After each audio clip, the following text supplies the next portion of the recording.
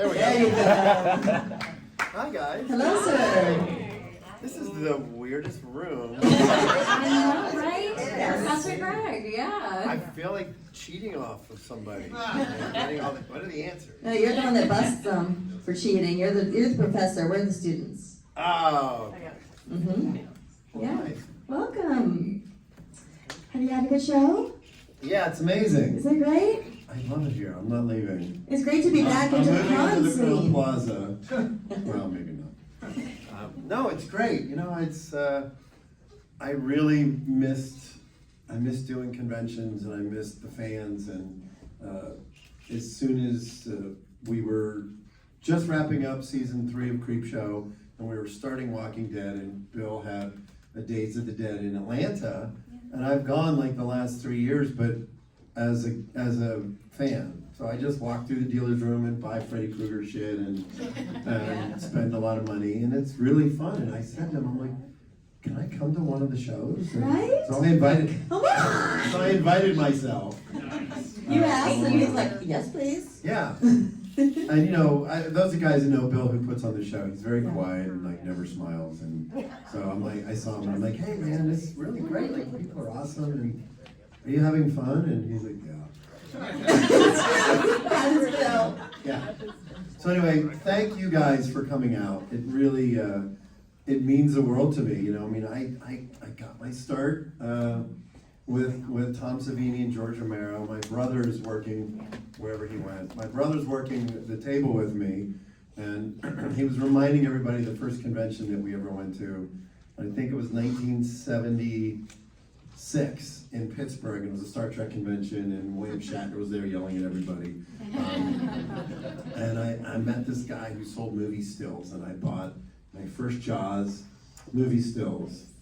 So I started collecting stills and stuff, and it was all because of this first convention that I went to. And you know, as luck would have it, you know, here I am, many years later, just following my dream of loving monsters and movies and behind the scenes stuff. So I really want you guys to ask questions. I mean, these lovely ladies will do a great job. But I also, a lot of times, sometimes my panels come from the weirdest places of like somebody saying, oh, you worked on Boogie Nights, and then that's an hour conversation, which I can't have because there's kids in the room. However. Hey, they know what they're getting into. Yeah. That's true. This is true. This is a horror movie show. Yes. I mean, yeah.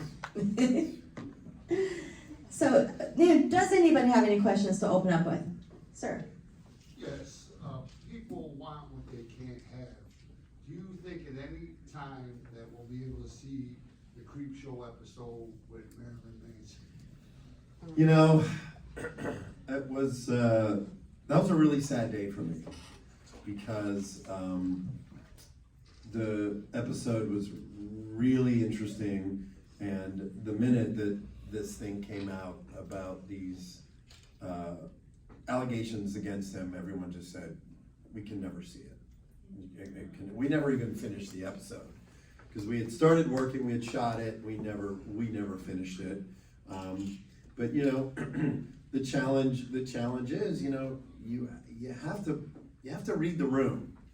I mean, honestly, the world has changed so much, and you really have to sort of read the room in terms of what the temperature is for things. So there wasn't a second that we didn't say, yes, we need to be sensitive and we need to do what we need to do. And there's been a lot of other shows and all things that I've been involved in that have been sensitive that no one kind of raised a red flag about.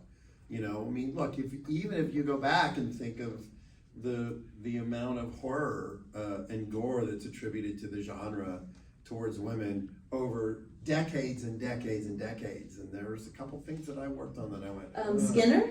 Yeah, that was directed by a convict.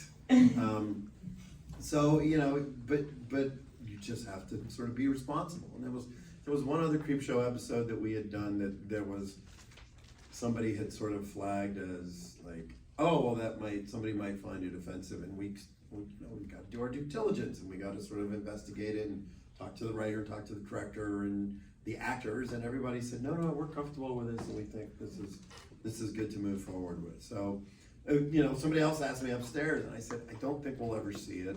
You know, we never finished it. As soon as that happened, it just kind of, it went away, and we ended up replacing it with an animated episode that I got Danielle Harris and Mark Hamill and Ron Livingston did the voices. So it was called Things in Oakwoods Past.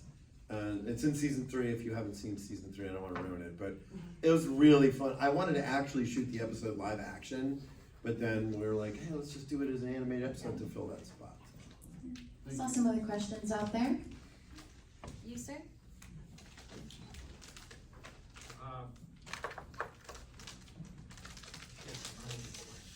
It's all right, I'll be here if you remember. I'll remember in a second. We'll go back to you, Doc. Yeah. Yes. What's A&B up to these days? You know, it's funny because we've been amazingly good. You know, so you figure the last 12 years, Walking Dead has filled our slate, and we've been really fortunate because a lot of prosthetic shops kind of go in and out of things, but Walking Dead really allowed us to keep a solid base crew, and we have 3 Walking Dead shows at one point. We've been doing a lot of different stuff lately. You know, we did Lovecraft Country last year. We did Dexter. We did oh my God, I can't even remember now. Kate Winslet show on HBO. Mayor of Easttown. We did Mayor of Easttown. So it's interesting because, you know, we did Watchmen. So we get a chance to do these shows. There's not 5,000 zombies, or there's not a big giant creature, but there'll be like a dead body or a axe murder or just some like true crime kind of thing. So these producers move from show to show. We're doing a show with J.J. Abrams right now, and you know, I met him with Simon Pegg, and JJ's like one of us, like, you know, Star Wars, you know, it's just, so every time I get an email from JJ Abrams, I get all excited. Like JJ Abrams. So we've been amazingly prolific. You know, the majority of kind of the tentpole stuff for us has been Walking Dead, but we have all these other shows that are going on. There's a movie that we're doing right now for HBO. It's a true crime, a murder that happened in Austin, Texas. This woman was having an affair, and they ended up having this big confrontation, and they had literally like a 10-minute axe fight in this, all true, like in this like laundry room. The woman came in with an axe to try to kill, and they fought each other, and so they're doing a series on, like a HBO true crime series on it, and they said, well, we have the real crime scene photos if you want to see them. And I've looked at, you know, I mean, I've looked at real dead body, and it's weird for me because I process it like, oh, you know, the head's turned this way, and you know, because I was pre-med, I look at things very clinically, and I don't think about it. But then I look at one picture, and the idea that someone could attack someone with such force that she was swinging the axe, and the axe hit the woman in the back of the head and split. And so the crime scene photos and the autopsy photos, like they would shave the person's head, and you can see the impact of the axe. And you're like, man, if they ever like literally published crime scene photos, like the murder rate would drop. Like nobody would kill it. You're like, oh, that's horrible. Like why would? So it's always kind of strange to sort of equate it to like the real thing. We've done a lot of stuff like that, but we've been really busy, but kind of under the radar. Like I was thinking the other day, I'm like, nobody knows what we do because we don't do a lot of publicity or posting about the company. We've been around since 1988, so we're the longest running makeup effects company in the world. I don't know if you remember Ben Rittenhouse. Yes, lives in Yeah. Australia now. Wait, No, no. that's Chad. Chad lives in Australia, Yeah, that's right. I was married to Ben, so we used You to were. go to your Halloween. Go to my parties. Yeah. Well, we go to the shop all the time. Well, hi. Hi. I just texted him a picture to see if he recognizes If he this old remembers man. me. Yeah. Yes, I'm much older than that. We all are. You remember your question? I remembered it, and you started to touch on it, you mentioned you were pre-med. Aside from any kind of journeymanship or apprenticeship, where, whether formal or informal, did you get your education on decomposition or like pathology of different kinds of wounds and just basically the process of flesh breaking down after? Well, when we did Day of the Dead, we used a lot of medical textbooks. Like there's encyclopedias. There's one book called The Medical Legal Investigation of Death. And each chapter showcases a different way to die.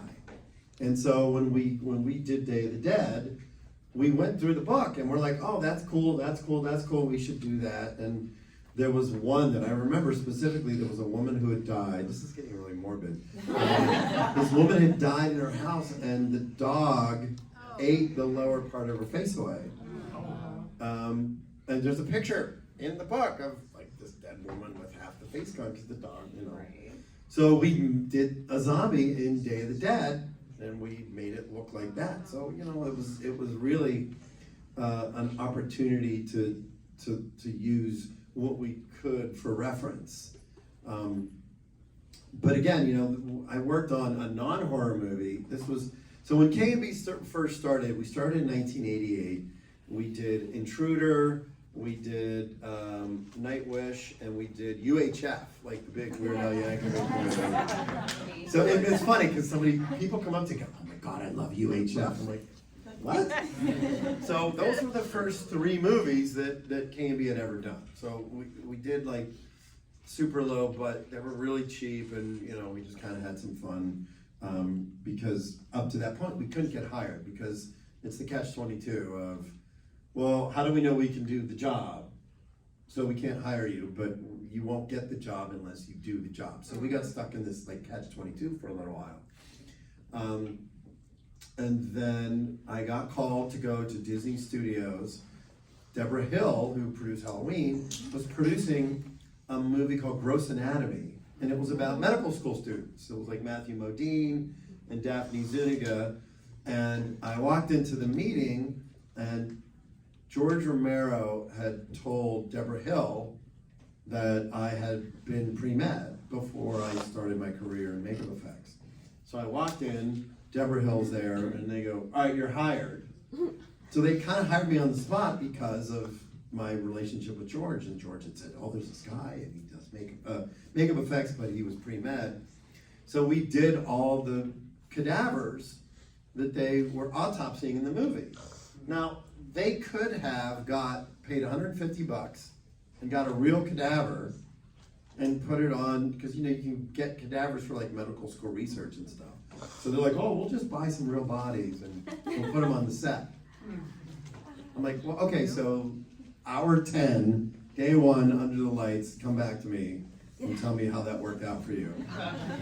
So we ended up building all these bodies, and you could like skin them and peel the skin back and all that stuff, and we got the job because, in part, because I had pre-med, anatomy training. So then cut to our next job, it was Kevin Costner, and we were interviewing for Dances with Wolves, and he saw the skinned bodies, and he goes, can you guys make skinned buffalo, because we have the scene where we need all these dead buffalo. So within 2 years of K&B's inception, we went from this little tiny movie to Dances with Wolves. So we kind of almost jumped, like, not past or over, but in addition to Halloween 5, Texas Chainsaw 3, Nightmare on Elm Street 5, like all those, we were doing those, and then it was like, oh, let's do Misery and City Slickers, and so we had clients at Castle Rock, and we worked for Rob Reiner and Stephen King and those guys. So So we were fortunate enough that we kind of leapt past that doing low budget horror effects and got into some mainstream movies pretty quickly. Yeah, I just want to say, I've been going to conventions for like 2 decades. It's a huge honor just to have you in the same room. Nevertheless, live in the same time period that you live. You're an absolute master of. That's the match. Well, I'm going to begin to say, but I won't. You know, you're awesome. But I was just going to say. why should I just leave? You want to come up? No, but I was going to ask you. Walking Dead seemed to pose a lot of technical difficulties for even a master such as yourself. Could you share one with us that was a real challenge for you, like one of the Walker episodes? You know, like say like a well walker or something like that. Maybe a moment that pops in your head is like, wow, that was a real challenge doing that piece. You know, it all looks just absolutely marvelous. You know? Well, thanks. Well, you know, it's strange because up until that point in our career, we had really virtually done no television. We had done all features. We've done all movies, you know, Robert Rodriguez and Sam Raimi and Drag Me to Hell, and we've done a lot of movies. And then I had a run of about 2 years. I did Inglourious Bastards and then Piranha and Book of Eli and Predators. Like I was traveling all over the world doing all these different movies. Came back to LA and Frank Darabont called and said, okay, we got a green light on Walking Dead. We're gonna start shooting in 6 weeks. And we did 6 episodes. Like I thought everybody loved zombies. I didn't realize that the world hadn't figured out how great zombies were until Walking Dead. So for me, the challenge was adapting what we do to a television schedule. Because in movies, you got 6 months, and you got 4 months to shoot it, and in TV, you got 7 days. So the idea of coming up with interesting, clever ways to do zombie kills, and for the most part, in the beginning, was mostly practical. There's some VFX stuff here and there, like if we're gonna split a head in half, we'll do VFX, but it was just the undertaking of something that had never been done before, the sheer volume of, okay, we got a scene in the opening and Rick's riding down the street on his horse, and he comes around a corner and there's 500 zombies that chase him. And by the way, yes, they ran in episode 1. Everybody forgets that. But in episode 1, everyone's like, well, the zombies ran. In episode 2, the zombies are smashing on the department store window, so they were smart. I said, no, we just didn't know what the rules were yet. We hadn't figured it out. So it was the sheer volume of like, how are we gonna do this? And you know, I'd worked on Land of the Dead with George, and we really were continually trying to push the envelope. So I think that was the big challenge, was people going, well, how are you gonna do this in a TV schedule? We shoot 7 days an episode, and you have to do 200 makeups. In season 1, I remember when we were shooting episode 2, where Glenn and Rick put the guts on themselves for the first of 500 fucking times. And walked through the crowd, and then it starts to rain and the guts wear off. We had 200 zombies a day, and so we'd go to work at 4 a.m., we'd get all the zombie makeups done by 8, we'd go to set, we'd shoot till 9 o'clock at night, we'd go clean them up, go home, get back to the hotel 10 or 11, go to the bar, have a drink, go to sleep, get up at 4 o'clock in the morning, and do it all over again. And we didn't care. We were like, fucking zombies. This is amazing. That was also 11 years ago. So I'm not as smart as I am now. But the volume, just, you know, and every season coming up with different looks for the zombies and things. You know, I struggle with production on a daily basis to say, the minute that you make a zombie easy to kill, it's not scary anymore.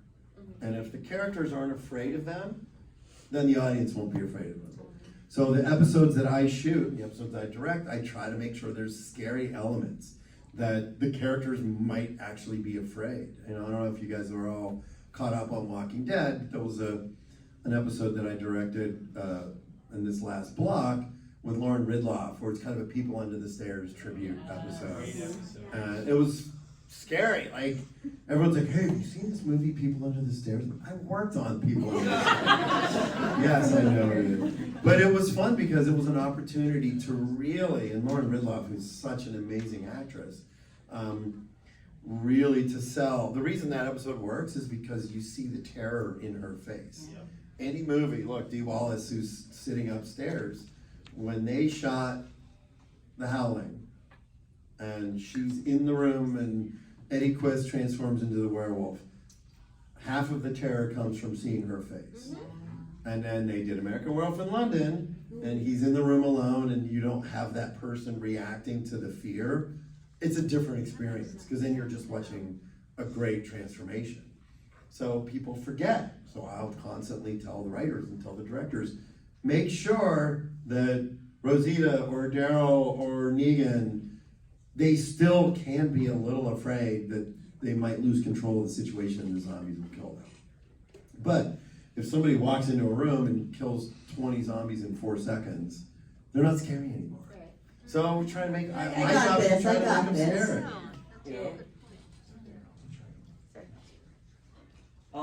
So I like a lot, like, you have great movie special effects. My favorite personally is From Dusk Till Dawn. My question is there one movie in particular that you wish you did the effects on, or like, oh, I wish I did the effects? Is there like one movie in particular, or movies? Well, when Mick Garris did The Stand, I really wanted that job. Like, I love Stephen King, I love that book. Richard Rubenstein gave me my first job. He worked on Day of the Dead. So I kind of didn't think I was a shoo-in, but I thought, I should be able to get this job. Flew to New York. We did an actual, we did a sculpt, a prototype withered corpse sculpt, because there's a scene when they're in Pittsburgh and they're going through the tunnels and all the dead bodies are in the cars. And so we made, and I flew out to New York and met with Richard, and he's like, yeah, sorry, it's not gonna go your way.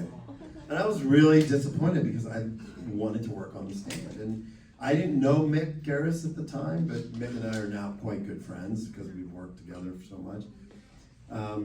But yeah, I felt like that one kind of got away. I would have loved to have worked on that because I just, and then they did the CBS just did one, which I didn't watch because I heard it wasn't very good. Can anybody watch it? The Stand, was it any good? Yeah. Usually redone stuff is never the best most of the time. Yeah, right? Never. I understand. But anyway, I love the book. But guys, The Stand got a Blu-ray. The original got a 4K Blu-ray release recently, which That's is right. very exciting because my DVD is like 20 years old, you know, and it's very grainy. And I tried to get them to change the credit in the movie to special effects makeup by KMB Effects on the Blu-ray, just to fuck with everyone. Didn't work. But you know, one of my favorites, and not a lot of people remember this one, but ticks.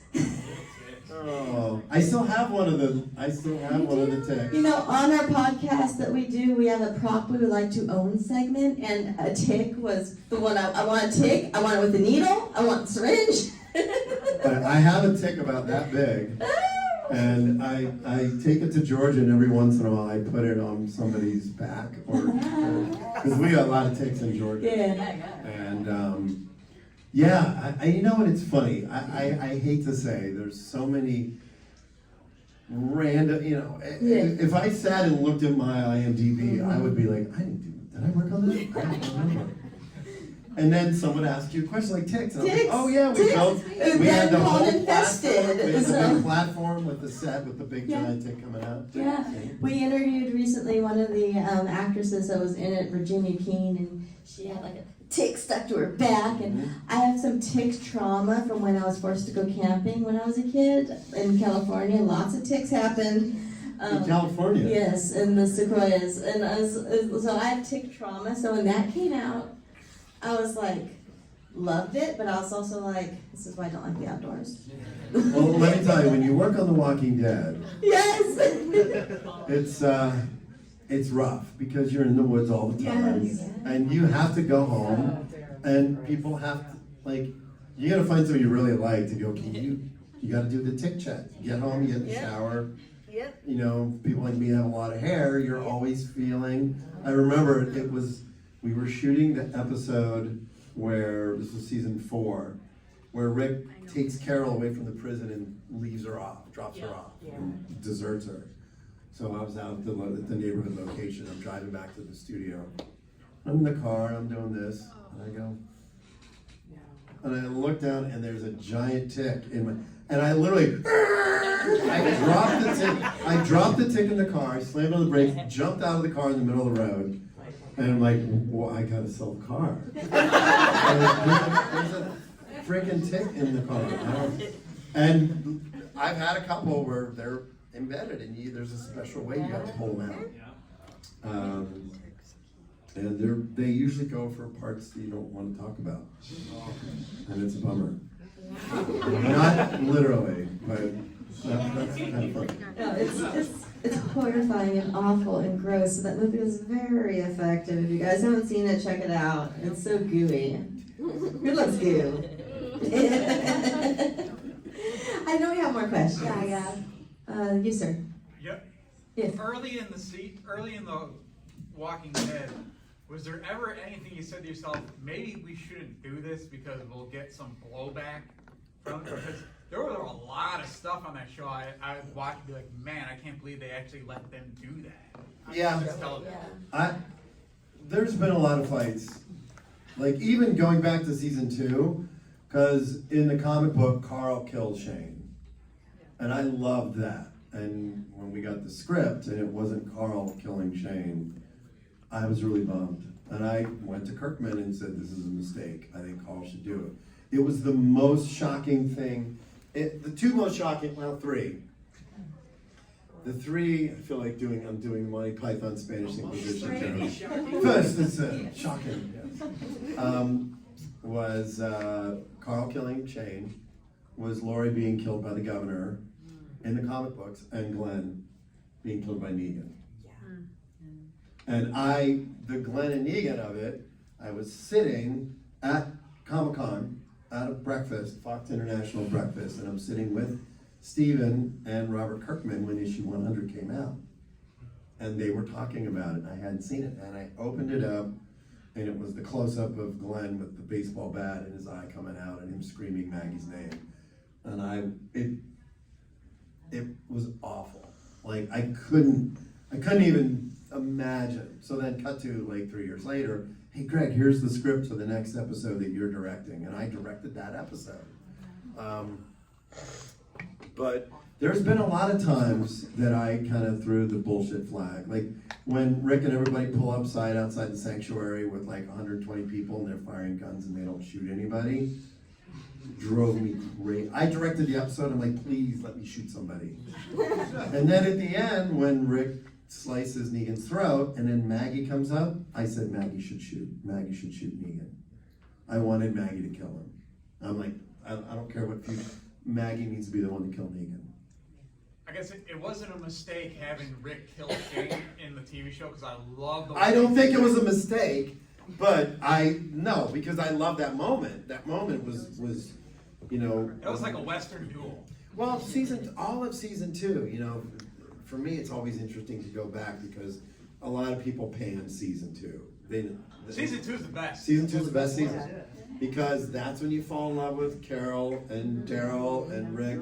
That season and Scott Wilson and that season sets up the entire series and allows you to fall in love with every one of those characters.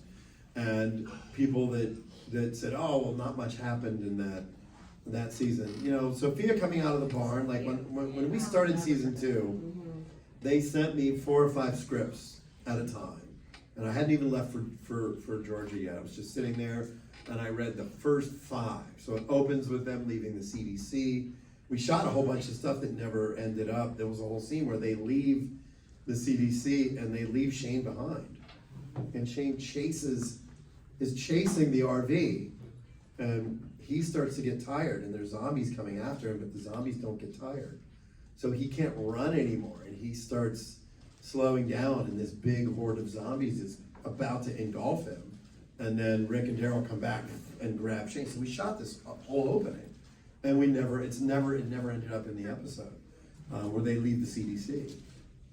So, I remember reading the first 4 scripts, and it was Sophia getting lost and them getting to the farmhouse and Carl being shot, and I couldn't put them down. Like when I was done reading them, my kids were 5 and 7, and I went and hugged my kids because the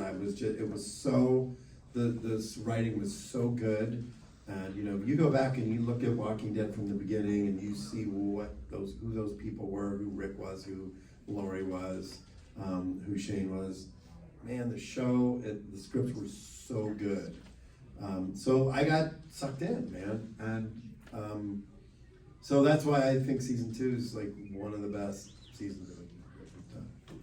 Good, more. Any other questions? Yo, what's up? Yeah, this is just a quick one. I was just wondering, I'm gonna ask about the art you did on the zombies in Walking Dead. On average, how long would it take to do one person's makeup? Or is each individual zombie more like an independent amount of time? Well, that's a great question, by the way. Thank you. It's usually, we average an hour and a half. A lot of times, and the makeups have changed through the course of the series. Like in season 1, aside from Bicycle Girl, the zombies were fresher looking. We sort of explained that because she had been torn in half and she was lying in the park in the sun, she was more shriveled and dried than the other ones that had kind of prosthetics and just color and paint job. But it's usually about an hour and a half, and the performers come in, they sit in the chair, put a ball cap on, you put the prosthetics on, you fit teeth on them, and the teeth actually cover their lips. So they can't talk, they drool a lot. And then you put the contact lenses in. So it's an all-encompassing sensory deprivation experience. And on days where we would need to do 20 like 20 hero makeups. And 20 hero makeups would take 10 people about 3.5 hours in and out. So you need an army of makeup artists. And then you have the masks in the midground, and then you have the characters in the background. So it's a massive undertaking. But it's usually, now if it's a zombie that's got like no shirt on and you need to do the whole upper body rotted, that's probably like 4 hours. When we did Winslow, remember Winslow had all the little spikes and stuff? He was a full body suit.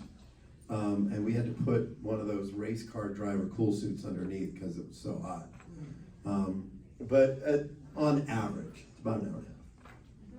Good question, thank you. Well, I got one. So, a lot of us would love to do the kind of work that you do. What advice are you going to have for somebody who's interested in getting into effects, makeup, prosthetics? Well, I'm very, very proud to say that Walking Dead has had a very big influence on practical makeup effects. Because before Walking Dead came out, Walking Dead kind of made zombie makeup like a household thing. Like there's a lot of young people and a lot of women, which I love that most of the makeup artists that I know now are women that come up and they like, I want to do makeup, I want to do prosthetics, I want to do special effects. I met a bunch of them today, there's one over there. Awesome. So the real challenge now, especially with COVID and the way the world is that there's not enough people, there's not enough makeup people out there. Like there's a lot of productions, everybody jumped into production quickly, and you have to hire more crew people than normal. Like normally on The Walking Dead, we had 4 makeup artists that were the permanent crew, and then when we had big days, we would hire additionals. But now, because we have to have people to come in and do the makeup in the morning and then clean the makeup up, we have 10 people on our crew now. So the makeup crews get bigger, also because you don't want to cross-pollinate makeup. You have little individual makeup rooms, and it's very, very yeah, you have to take a lot of extra precautions to do that. So you need more people. So it's a really good time now. When you put your portfolio together is the best thing. You know, and it's got to be well-rounded. You know, you have to make a decision whether you want to be on set doing makeup or you want to be a lab rat. You want to build stuff, you want to sculpt, and you want to mold, and you want to run foam, and you know, you want to do all that kind of stuff. That's the way that it works. And they're very different jobs, you know, like working in a lab and sculpting and molding, and there's more chemistry and there's more kinds of things involved in that. But if you're on set, you know, then you're dealing with the actors every day, and the actors have to trust you. You know? So, you know, you gotta, there's enough information out there to allow you to help sort of fine tune where you wanna go, where you would wanna land in that, excuse me, where you would wanna land in that world. But, you know, putting a portfolio together and just showing people what you're capable of doing is the best way to do it, you know. And don't take blurry pictures of like your little brother with a gallon of blood dumped on his head. It's not really makeup, it's just your brother, or knowing your little brother, which I did to him a million times. But yeah, that's really, and you know, there's a lot of commercial production in a lot of different places. Depends on where you want to live too. You know, nobody wants to live in California anymore. Yeah. It's kind of crazy. Like Georgia's like the hotbed of production. New Orleans is getting big again, and New Mexico, I know they're doing a bunch of stuff. And ever since they did Mandalorian and they built the volume, that sort of that virtual reality set, now everyone's like, hey, you don't have to go anywhere. You don't have to go to elaborate locations. You can just shoot everything and build it all, and you can shoot anywhere you want. So I think that's going to open up a lot of productions for places that may not necessarily be associated with like a Hollywood sort of vibe. Question. I saw a question in the back. I saw a question in the back somewhere. Yeah. Yes. You have a Steelers hat on? No, just a yellow hat. All right. Get out. No. That was a Steelers hat. I was all No, saying. just a yellow hat. They suck anyways. So you had mentioned Tom Savini and your work with him. You guys have obviously both gone on to have these great careers in special effects and in particular practical effects. Is there anything that you guys worked on together early on that really stood out to you as like a special scene that you really enjoyed doing?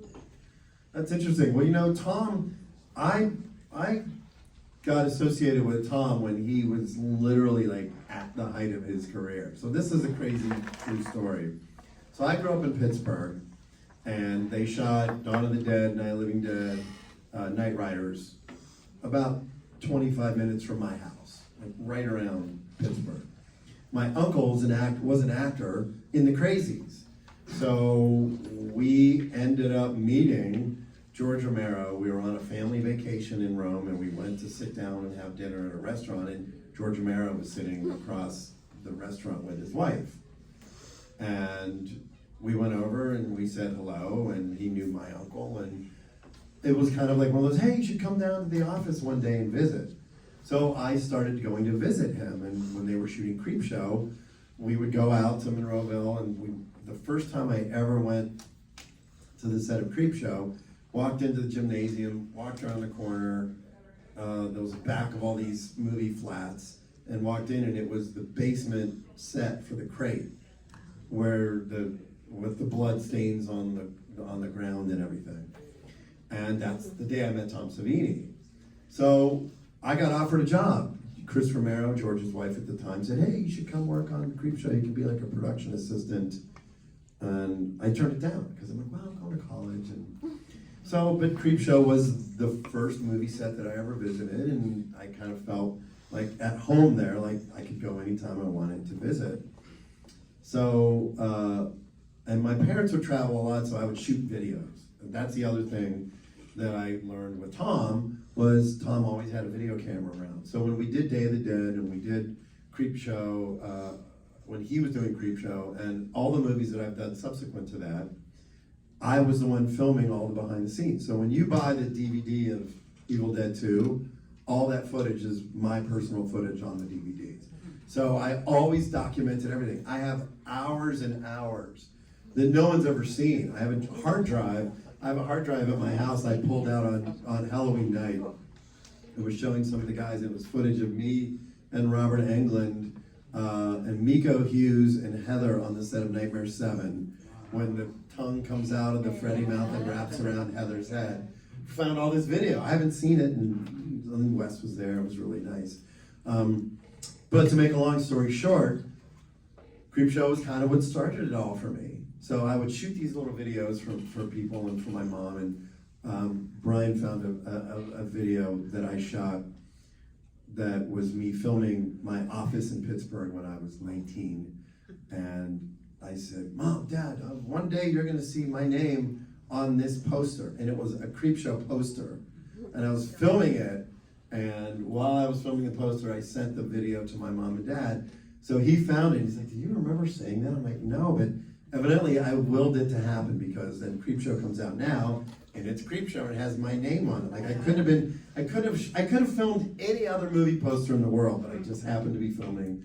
I should have filmed Jaws, but but I did get to restore the shark for the Motion Picture Academy Museum. Those of you that don't know that, there was one when Jaws came out. I loved it. I embellished this story because it's fun. Jaws comes out. So Jaws comes out. You're a studio executive. You're sitting in an office. What do we got on the back lot? Jaws just came out. It's the biggest movie in the world. What should we do? Well, we have the molds for the shark. That's it.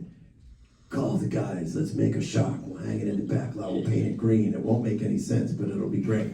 So they made a shark out of the molds, and it hung at Universal. If anybody wants to see, I have a picture of me standing next to it when I was, I don't know, 76, 13.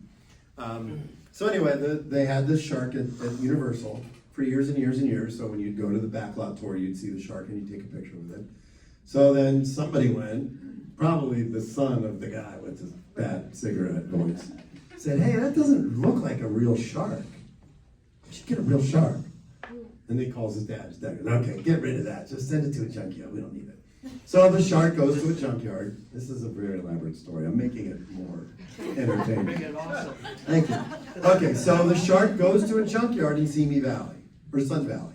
So Jaws nerds like me know the shark's there, so we drive by every once in a while. There's the shark that used to be at Universal, and it's the last shark out of the original molds. The molds don't exist anymore. So I went in one day and I was like, hey, how much would you sell that for? Because like, you can't afford it. It was like, not that kind of joke. Everybody talks like that. Everybody in LA talks like they're in the mob. I don't know. And you anyway, with a smoker. Yeah, they all smoke. Well, it's the atmosphere. It's the smog. Everybody in LA talks like This is a fact. So to make a long story short, the junkyard closed about 4 years ago. And the guy who owned the junkyard donated the shark to the museum, Motion Picture Academy Museum. So I reached out and said, I want to restore the shark. I said, I will donate all of the time as a donation to the museum under my name, but I want to do it. So they brought this big giant truck over with a crane that had to lift the shark up out of, it was like in this big giant crate. And we spent about 6 months. We stripped all the 40-year-old paint off of it. It was pristine underneath. It was all fiberglass. So we just sanded it all up. There was no inside of the mouth, but Joe Alves, the production designer, had given me the teeth. So I had all the original teeth. So we molded that. Oh my god. And we sculpted the inside of the mouth. So if you look online, Jaws, Motion Picture Academy, and you see that shark, I don't care what anybody says, that's my shark. I mean, you guys can have it, but I have pictures of like my dog in the shark's mouth. And we had it at KMB for about a year, because then with COVID the museum wasn't ready. Yeah. So then they tried to figure out like how are we going to get it in, and they had to take the windows off just to get the shark into the museum. So so I went opening night to the museum, and I was very excited, and you go up the elevator and the escalators, and it's all, the shark's there, and everybody's ooh, ah, ooh, the shark. And I really just want to stand there and go, I did that! I did that! And there were a lot of people, because I stood under it for like an hour, just waiting for someone to walk over and go, hey, are you the guy that, yes, that was me. And so there's a little plaque on the wall, and it has my name on it.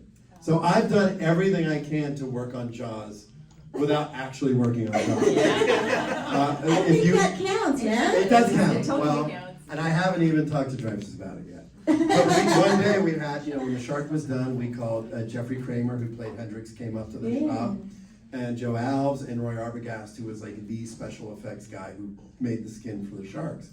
And they came up to see the shark. And Roy, Roy Arbogast did the thing, he's like the premium special effects artist in the world. He walked in and he got like tears in his eyes. And all I could think about was all of those guys who spent months and months and months building this shark that didn't work, and whether it worked or it didn't work, at night, those motherfuckers had to go back every night and try to make it work. It's not just like the day's over, okay, go home, have dinner. Every single night they went back and they worked. And having been a guy who's worked on movies where something doesn't work, it kills your soul, because that's what you're about. So when we did the shark restoration, I said, to me it's a tribute to every filmmaker who has gone up against odds that they were not going to be able to defeat, and they defeated it. So when you see the shark hanging in the museum, to me that's what that shark stands for. Plus it looks cool. So I worked on Jaws. Hell yeah, you did. Well, guys, that's all the time we got, but make sure, if you think of continue, there's some people in the table and ask more questions, because I'm sure there's so many more that we can get to, right? Guys, thanks for coming, and thanks for supporting the show, Walking Dead, and this show, and loving horror as much as I do. Thank you.